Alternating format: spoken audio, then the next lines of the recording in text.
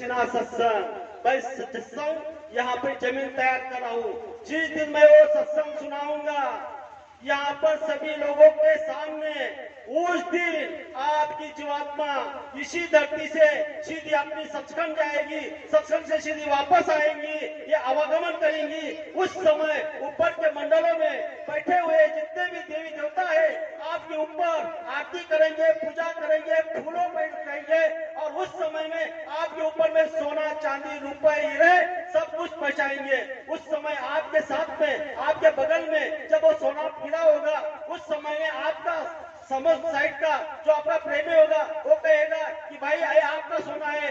जब वो हम कहेंगे कि भैया आपका सोना है, तब समझ लेना कि सतयुग आ गया। जय गुरुदेव। जब तक सतयुग नहीं आएगा तब तक मैं ऐसे जाने वाला नहीं। गुरु महाराज ने कहा मैं आपको पूछूंगा कि भैया प्रेमियों सत्संगियों सभी को पूछूंगा कि सतयुग आ गया, सतयुग आ गया। तो ये सब बातें गुरु महाराज ने बताई हुई है। यहाँ तक तो आप समझ में आ गए। इनको कोई पहचान सकता है? इनका परिचय आपको पता है? पहचान में इनको ये कौन है? तो गुरु महाराज ने स्वयं अपने मुखाग्नि से उन स्वयं का परिचय दिया। क्या परिचय दिया? मैं हूँ अनाम अगम अमाया, रहो मौज में अदर समाया, मेरा भेद न कोई पाए, मैं ही कहूँ तो धन में आए। गुरु महाराज ने कहा कि मेरा भेद सिर्फ मैं जानता हूँ, आप यहाँ पर कोई नहीं जान सकते। फिर आगे गुरु महाराज ने कहा कि यहाँ पर जब गुरु महाराज हमारे आंखों से अदृश्य हो गए, गुरु महाराज ने कहा कि मैं इसे जगह चले जाऊंगा, आप मुझे ढूंढोगे फिर भी मैं आपको नहीं मिलूंगा।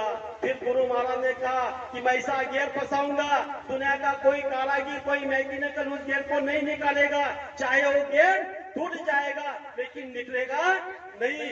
आप सबके सामने देखो, सभी के घेर फंसे हुए हैं। ऐसा कोई नहीं है कि उसका घेर फंसा नहीं हुआ है। जब तक बाबा जी नहीं आएंगे तब तक घेर निकलने वाला है नहीं। तो गुरु महाराज ने क्या कहा आगे?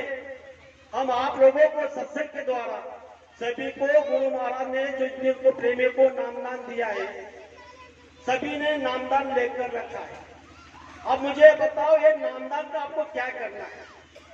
आपको जो नामदान दिया है गुरु ने, जो आपको आदेश का पालन करने के लिए बताया है, सुमिरन के लिए, ध्यान के लिए, भजन के लिए, तो आपकी आत्मा कहां तक गई? अरे ये स्थूल शरीर है, ये 5 तत्व का शरीर है, जल पृथ्वी अग्नि वायु आकाश।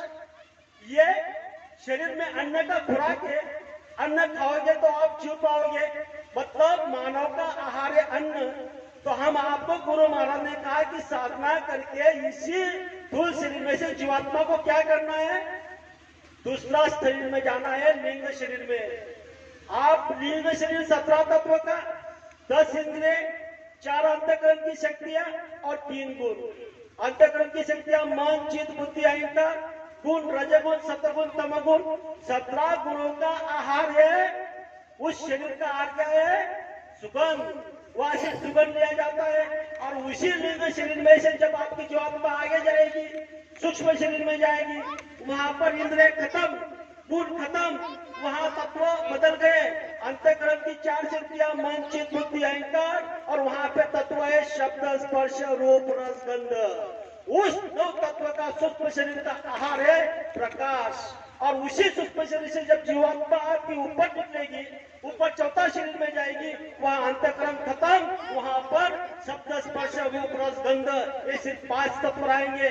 उस कारण शरीर का आहार जो है शब्द, शब्द स्वरूपी संग रहता कभी ना होते दूर, धीरज रखियो चित्त में दिखेगा संत नूर। वो शब्द को हमने कहा है 2.5 अक्षर प्रेम के, उसको हम पकड़ लो। और गुरु महाराज ने कहा कि 4 शरीर के बाद में आप मानसरोवर में जाओगे और उसके बाद में वहां डुबकी लगाओगे, उसके बाद में स्त्री और पुरुष का वध खत्म, ये आत्मा अंशरूपी बन जाएगी और सीधा अपने धाम सतधाम चली जाएगी। ये बात गुरु महाराज ने बताया हुआ है। इस क्रिया करने के लिए हमको बताया हुआ है। इस क्रिया करने का आपको युक्ति दी है नामदान। अब मुझे मैं आप सबको बताना चाहता हूँ, जिन जिन भाई प्रेमियों को नामदान मिला है, ये आदेश सबको मिला है।